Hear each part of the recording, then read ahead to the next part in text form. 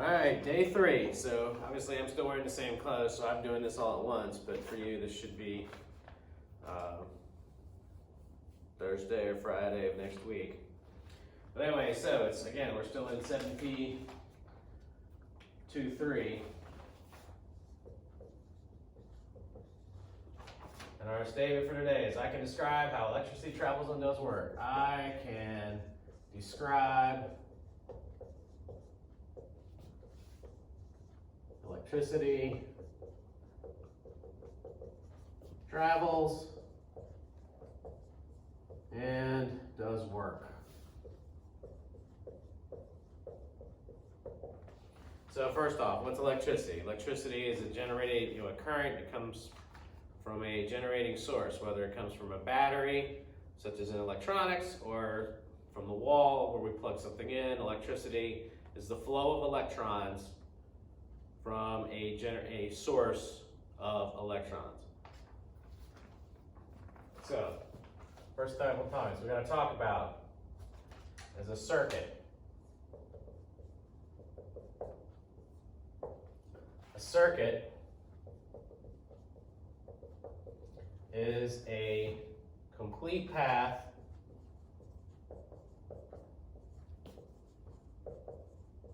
or closed loop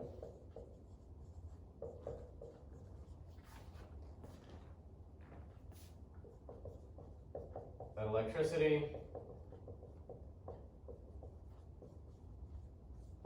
can flow through. Complete path, closed loop. Huge deals when we're talking about electricity. You have to have a closed circuit. You have to have a closed loop or complete circuit in order to have electricity flowing. If it's open, then nothing happens. It has to be closed. Current.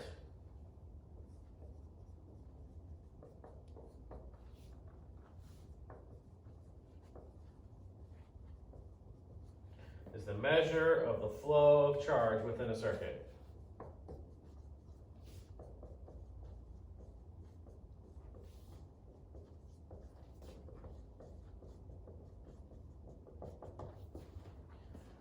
Typically, current is measured in amps.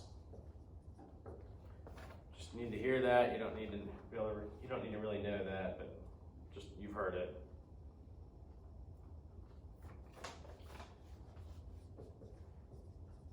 To have electricity flow, there must be a difference in potential. We mentioned this a couple days ago, but the difference in potential. I hope you guys went and checked out that document on physics classroom that talks about the difference in potential, because I mean it's a fairly large concept to be able to squeeze down to something I could write on the board. But literally there has to be more on one side than the other, and that more has to want to get to the other side. If you think of it that way, so there's a whole bunch over here, and there's not a lot over here, and this stuff really wants to get over there, and when you close the circuit, make a complete loop, it's able to travel and get over there.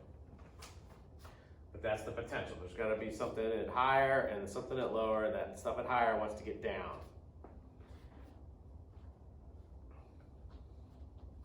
So think about think about the potential as like a rock on the ground versus a rock up in the air. The rock up in the air wants to get back down to the ground. It wants to go from the high potential to the low potential. And so as long as you create a circuit, then it can actually happen and electricity can flow. So, 2 requirements.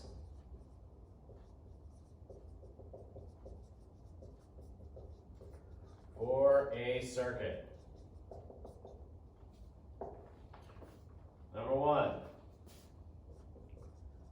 there must be an energy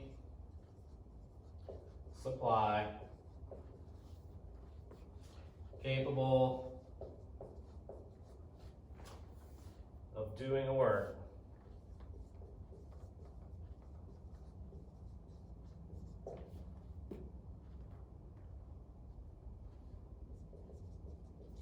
thus establishing a potential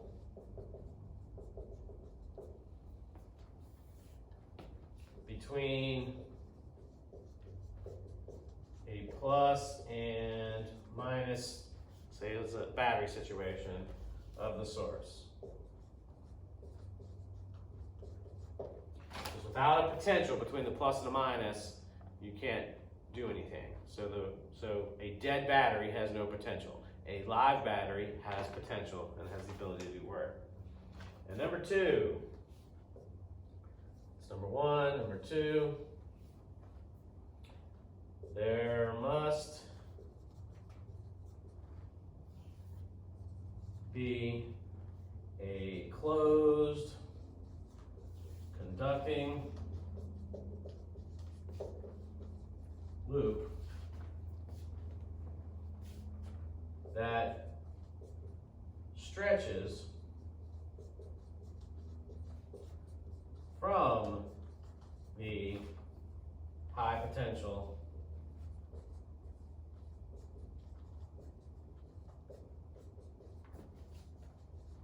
to the low. Two things. Must be an energy source capable of doing work, and there must be a closed conducting loop that stretches from the high potential to the low. You gotta have both in order for there to be a circuit. Once you have both of those, then you do have a circuit. Everybody got that? If you don't, please rewind. Make sure you get this down. Now we'll talk about circuits briefly. So one of the things you'll see when we talk about circuits is you're going to see a symbol that looks like this. And when you see this symbol, usually it's a battery or a source of electricity.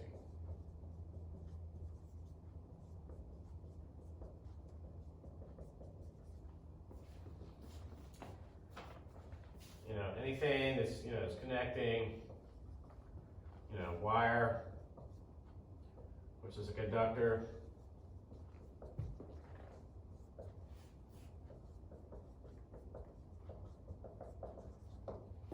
There's the word conductor. We've seen that in most different places, but conductor of electricity means the electrons will flow through it.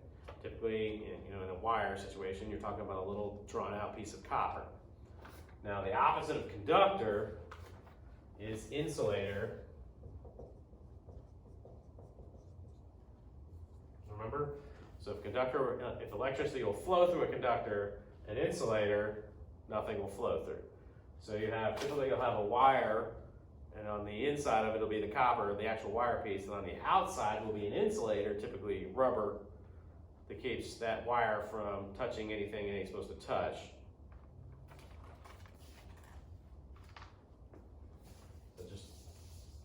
Need to hear that term and know what it is. So if you see this, that's known as a resistor. So a resistor is a little electronic component that when you put it in line, it takes the voltage and drops the voltage down. So just like it says right here at the beginning of the name, resists voltage slash, which is voltage is electricity.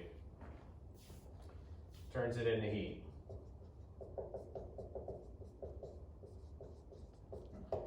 So a resistor is a little component that literally takes electricity and turns it into heat. And depending on what it's made of and how it's put together inside, they'll resist at different levels. And so you can create resistors that change electricity from 12 volts to 6 volts. You can take electricity that reduce the amperage. So resistors are, but for now, we just need to know when you see this little squiggle with a line on either end of it, it's a resistor, which makes the voltage less. You see something that looks like this, that's a switch. Turns,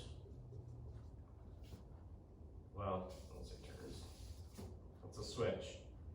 Opens and closes a circuit. And just like it says, a switch, like a wall switch, turns stuff on and off. But that's what it looks like in a diagram. And last but not least, you'll see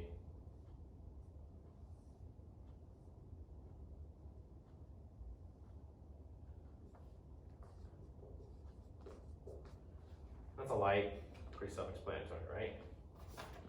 So what you'll see is, you'll see something that's got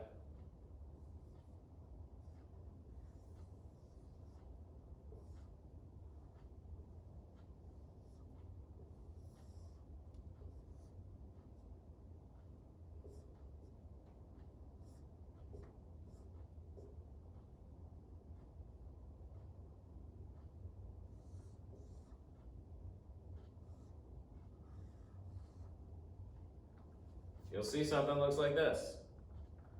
And here's your battery, light, switch. And so when the switch is open, nothing happens. When you close the switch, the light lights up because current will flow, lighting the light.